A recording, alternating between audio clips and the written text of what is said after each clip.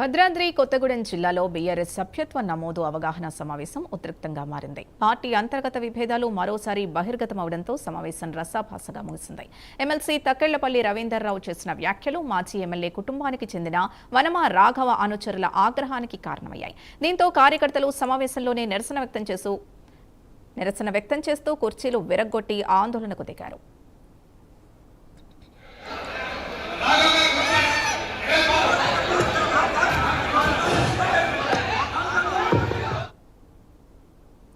సమావేశంలో మాట్లాడిన MLC Ravinder Rao Vanama రాఘవపై party విధించిన సస్పెన్షన్ ఇంకా కొనసాగుతూనే ఉందని, అది రద్దు కావాలంటే ఆయన పనితీరు, వ్యవహార శైలిలో మార్పు రావాలని సూచించారు.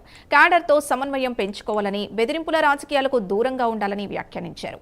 అంతేకాకుండా తన తండ్రి అడుగుజాడల్లో నడవాలని చేసిన సూచనలు సభలో చర్చనీయాంశంగా మారాయి.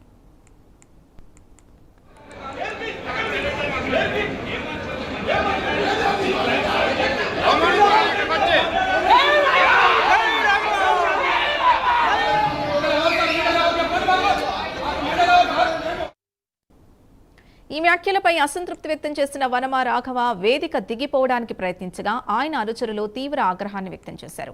కొంతసేపు ఉద్రిక్త పరిస్థితులు నెలకొన్నప్పటికీ కార్యకర్తలు రాఘవను తిరిగి వేదికపైకి తీసుకురావడంతో పరిస్థితి సద్దుమణిగింది.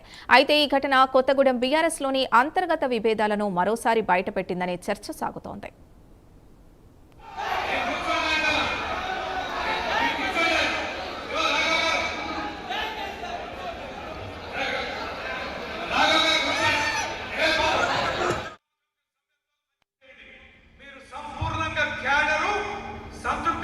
పనిచేసిందంటే మిమ్మల్ని కండో కప్పి నేనే పార్టీలో తీసుకొని చెప్పి